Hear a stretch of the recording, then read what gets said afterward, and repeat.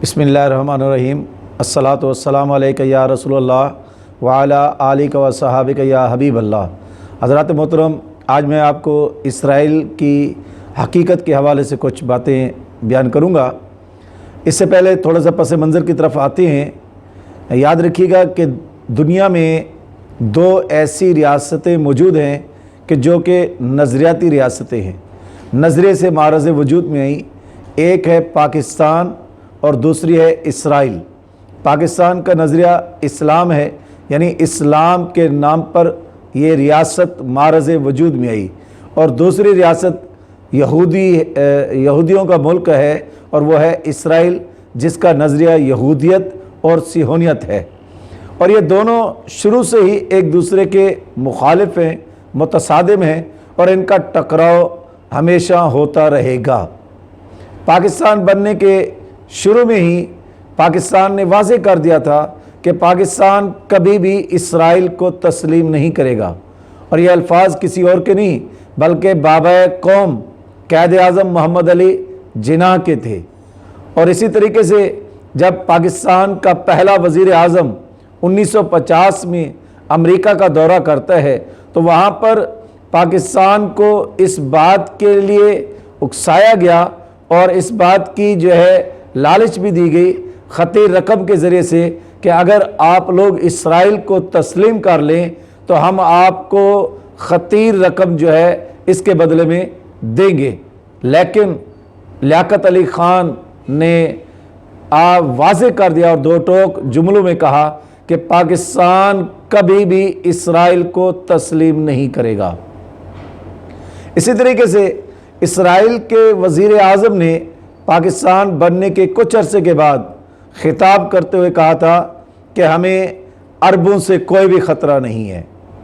अगर ख़तरा है यहूदियों को तो सिर्फ़ और सिर्फ नई इस्लामी रियासत बनने वाली पाकिस्तान से ख़तरा है, और हमें हर सूरत में पाकिस्तान का रास्ता रोकना होगा, पाकिस्तान को इसराइल के मातहत करना होगा।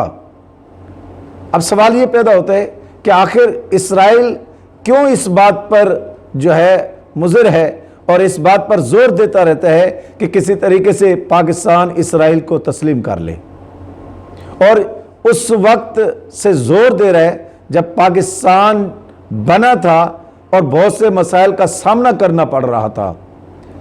हिंदू मुकम्मल तौर पर पाकिस्तान को जिस अंदाज से इन्होंने इब्तदाई मसाइल पैदा किए वो किसी से ढकी छुपी बात नहीं है। और क़ायद आज़म ने भी कहा था कि मैं जानता हूं कि मुझे कट्टा फट्टा पाकिस्तान दिया जा रहा है। उस वक्त से इसराइल जोर दे रहा है जब पाकिस्तान के पास गुर्बत थी, जब पाकिस्तान के पास दुनिया की बेहतरीन फौज भी नहीं थी, जब पाकिस्तान एटमी मुल्क भी नहीं बना था, जब पाकिस्तान के पास जदीद हथियार असलाह ये भी नहीं था, जदीद किस्म के जो है पायलट भी नहीं थे, जहाज़ भी नहीं थे। उस वक्त से इसराइल ज़ोर दे रहा है कि पाकिस्तान इसको तस्लीम करे। अब सवाल ये पैदा होता है कि आखिर ये क्यों ज़ोर लगाई जा रहा है, क्यों इस बात पर कहता है कि पाकिस्तान इसको तस्लीम करे। तो हज़रत मोहतरम सिर्फ ज़ोर नहीं लगा रहा बल्कि पाकिस्तान के लिए मसाइल भी, चाहे वो 1965 की जंग थी, 1971 की जंग थी, इसने मुकम्मल तौर पर भारत का साथ दिया और आज तक भारत के साथ गठजोड़ करके पाकिस्तान को मुश्किलात में पैदा करने के लिए मुकम्मल तौर पर ज़ोर दे रहा है। सिर्फ ये नहीं बल्कि IMF के ज़रिए से पाकिस्तान की मईशत को तबाह करने की कोशिश में भी लगाया हुआ है और मुख्तलिफ़ किस्म के लोगों को ख़रीदने के लिए भी पूरा ज़ोर लगा रहा है और किसी हद तक कामयाबी भी हुई है। लेकिन सवाल ये होता है कि आखिर ये क्यों ये सारा सिलसिला कर रहा है। तो हज़रात मोहतरम ये याद रखिएगा कि हजूर सल्लल्लाहु अलैहि वसल्लम की बात, मुँह से निकला हुआ जुमला कभी भी गलत नहीं हो सकता। दुनिया इधर की इधर हो जाए लेकिन मेरे आका सल्लल्लाहु अलैहि वसल्लम के मुँह से निकला हुआ जुमला कभी भी गलत नहीं हो सकता। और जिस तरीके से हम हदीस का मुताला करते हैं, हम आका करीम सल्लल्लाहु अलैहि वसल्लम की बात को सरेखम तस्लीम करते हैं, लेकिन और ये माजरत के साथ कहना चाहूँगा कि यहूदी اس سے زیادہ جو ہے نبی کی بات کو تسلیم کرتے ہیں، ریسرچ کرتے ہیں، اور انہیں پتہ ہے کہ یہ بات کبھی بھی غلط نہیں ہو سکتی۔ اب ذرا آگے کی طرف بڑھیں۔ اب یہودی نے حدیث کا مطالعہ کیا ہوا ہے، انہیں پتہ ہے کہ ایک دجال آئے گا، فتنہ دجال ہوگا جو یہودیوں سے ہوگا۔ انہیں یہ بھی پتہ ہے کہ آخری جنگ ہوگی۔ انہیں یہ بھی پتہ ہے کہ جب جنگ ہوگی اس جنگ میں یہودی اگر کسی درخت اور درخت کے پیچھے چھپیں گے تو وہ درخت بتائے گا کہ مسلمانوں کو کہ آؤ میرے اس درخت کے پیچھے، میرے پیچھے یہودی چھپا ہوا ہے۔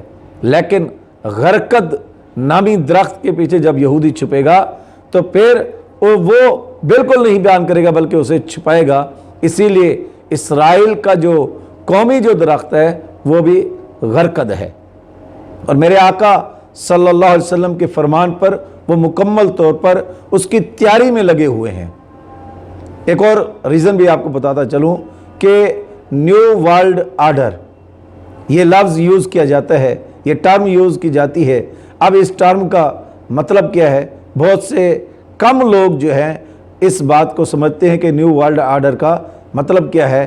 یہ ایک نظریہ ہے اور جو یہودیوں نے پھیلایا ہوا ہے، اور اس نظریے کے تحت دنیا کے تمام ممالک جو اسرائیل کو تسلیم کریں گے، اسرائیل کو اپنا جو ہے سب کچھ تسلیم کریں گے، تو پھر ان کے لیے یہ ہوگا انہیں اپنے مذہب سے، اپنے آئین سے دستبردار ہونا ہوگا، اور ایک ہی مذہب جو یہودیت کا ہوگا، جو یہ بات کریں گے اس بات کو تسلیم کرنا ہوگا۔ یہ نیو ورلڈ آرڈر ہے، اور اسی نیو ورلڈ آرڈر کے تحت اسرائیل کوشش میں لگا ہوا ہے کہ اسلامی ممالک اس کو تسلیم کریں۔ اب آپ نے پچھلے دنوں دیکھا کہ 4 اسلامی ممالک اسرائیل کو تسلیم کر چکے ہیں۔ ان میں سے UAE نے سب سے پہلے تسلیم کیا، پھر یوکرین نے تسلیم کیا، سوڈان نے تسلیم کیا، مراکش نے تسلیم کیا۔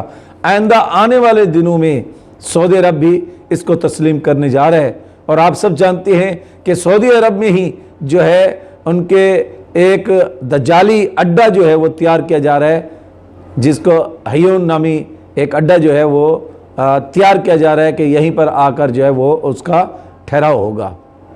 اور یاد رکھیے گا انشاءاللہ العزیز میرے آقا صلی اللہ علیہ وسلم کے فرمان کے مطابق یہ جب دجالی فتنہ آئے گا، پھر جب اس کے ساتھ حضرت عیسیٰ علیہ السلام جنگ کریں گے، تو میرے آقا صلی اللہ علیہ وسلم کی حدیث کے مطابق میرے آقا صلی اللہ علیہ وسلم نے ارشاد فرمایا مشرق سے ایک فوج اٹھے گی جو ہندوستان کو فتح کرنے کے بعد حضرت عیسیٰ علیہ السلام کی مدد کے لیے آئیں گے۔ اور میرے آقا صلی اللہ علیہ وسلم کا یہ بھی فرمان ہے کہ وہ جو فوج ہوگی جو مشرق سے جدید ہتھیاروں سے لیس ہوگی، اور نہ صرف جدید ہتھیار ہوں گے بلکہ بہترین ان کے پاس جنگجو ہوں گے، لڑنے والے ہوں گے، اسلام پر مر مٹنے والے ہوں گے۔ اور میرے آقا صلی اللہ علیہ وسلم کا یہ بھی فرمان ہے کہ مجھے مشرق سے اپنی محبتوں کی ہوا آتی ہے۔ حضرات محترم، یہ بتانے کی ضرورت نہیں ہے کہ وہ مشرق کا ملک کون ہوگا، ہندوستان سے مشرق میں کہ کون سا ملک ہے۔ تو پھر میں یہ امید بھی کرتا ہوں اور 100% شور ہوں کہ انشاءاللہ العزیز پاکستان کبھی بھی اسرائیل کو تسلیم نہیں کرے گا۔ اور یاد رکھیے گا یہ بات بھی میں بڑے وثوق کے ساتھ کہہ رہا ہوں کہ پاکستان کے جتنے بھی دشمن ہیں پاکستان کو ختم کرنے کی کوشش کریں گے وہ خود ختم ہو جائیں گے، کیونکہ پاکستان اللہ کی رحمت ہے، پاکستان اللہ کی ایک بہت بڑی نعمت ہے۔ اور یہ ایسے نہیں ہے، یہ رسول اللہ صلی اللہ علیہ وسلم کی نظر کرم سے بنا ہوا ملک ہے۔ میں نے لاسٹ ویڈیو میں قائد اعظم کے حوالے سے وہ واقعہ بیان کیا تھا جو آپ نے یقیناً سنا ہوگا۔ تو یاد رکھیے گا یہ پاکستان کبھی بھی ختم نہیں ہوگا، انشاءاللہ اس کا مستقبل محفوظ ہاتھوں میں ہے۔ اور اللہ تعالیٰ سے دعا ہے کہ اللہ تعالیٰ ہم سب کو رسول اللہ صلی اللہ علیہ وسلم کی احادیث پر عمل کرنے کی توفیق عطا فرمائے۔ لا الہ الا اللہ محمد رسول اللہ۔